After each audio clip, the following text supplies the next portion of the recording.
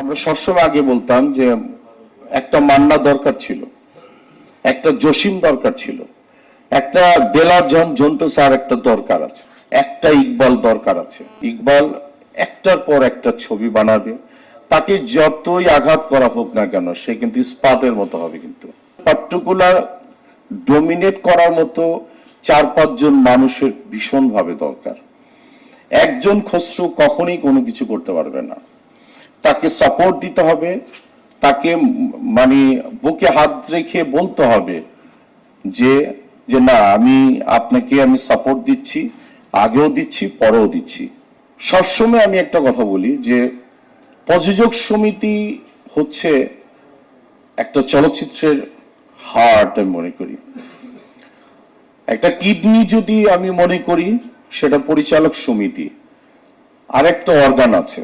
এই 3টা অর্গান মিলেই কিন্তু শিল্পী সমিতি, পরিচালক সমিতি, প্রযোজক সমিতি।